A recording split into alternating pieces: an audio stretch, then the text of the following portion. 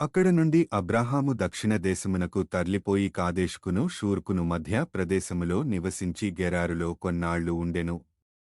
అప్పుడు అబ్రాహాము తన భార్యయైన శారాను గూర్చి, ఈమె నా చెల్లెలని చెప్పెను గనుక గెరారు రాజైన అబీమెలెకు శారాను పిలిపించి తన ఇంట చేర్చుకొనెను. అయినను రాత్రివేళ దేవుడు స్వప్నమందు అబీమెలెకు నొద్దకు వచ్చి, నీవు నీ ఇంట చేర్చుకొనిన స్త్రీ ఒక పురుషునికి భార్య గనుక ఆమె నిమిత్తము నీవు చచ్చినవాడవు సుమా అని చెప్పెను. అయితే అబీమెలెకు ఆమెతో పోలేదు గనుక అతడు, ప్రభువా, ఇట్టి నీతిగల జనమును హతము చేయుదువా? ఈమె నా చెల్లెలని అతడు నాతో చెప్పలేదా? మరియు ఆమె కూడా అతడు నా అన్న అనెను. నేను చేతులతో ఏ దోషము చేయక యథార్థ హృదయముతో ఈ పని చేసితిననెను. అందుకు దేవుడు, అవును, యథార్థ హృదయముతో దీని చేసితివని నేనెరుగుదును, మరియు నీవు నాకు విరోధముగా పాపము చేయకుండా నేను నిన్ను అడ్డగించి తిని, అందుకే నేను నిన్ను కాబట్టి ఆ మనుష్యుని భార్యను తిరిగి అతని కప్పగించుము. అతడు ప్రవక్త, అతడు నీ కొరకు ప్రార్థన చేయును, నీవు బ్రతుకు దువు. నీవు ఆమెను అతని కప్పగించని ఎడల నీవును నీవారందరునూ నిశ్చయముగా చచ్చెదరని తెలుసుకొనుమని స్వప్నమందు అతనితో చెప్పెను. తెల్లవారినప్పుడు అబీమెలెకు లేచి తన సేవకులందరినీ పిలిపించి ఈ సంగతులన్నీయు వారికి వినిపించినప్పుడు ఆ మనుష్యులు మిగుల భయపడిరి.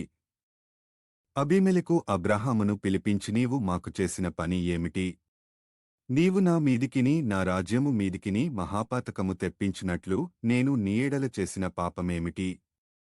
చేయరాని మరియు అబీమెలెకు నీవేమి చూచి ఈ కార్యము చేసితివని అబ్రాహాము నడుగగా, అబ్రాహాము, ఈ స్థలమందు దేవుని భయము ఏమాత్రమునూ లేదు గనుక నా భార్య నిమిత్తము నన్ను చంపుదురనుకొని చేసితిని.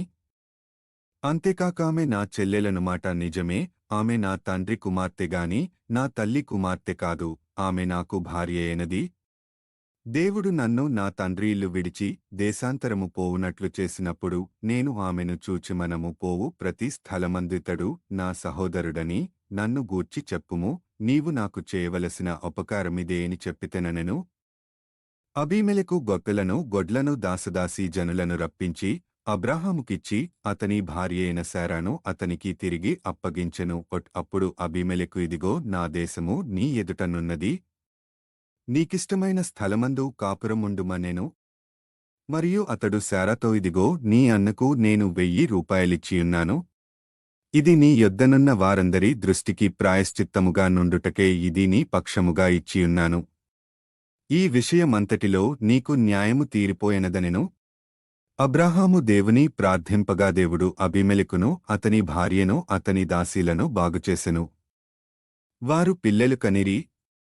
ఏలెనగా అబ్రాహాము భార్యయైన శారను బట్టి దేవుడు అబీమెలెకు ఇంటిలో ప్రతి గర్భమును మూసియుండెను.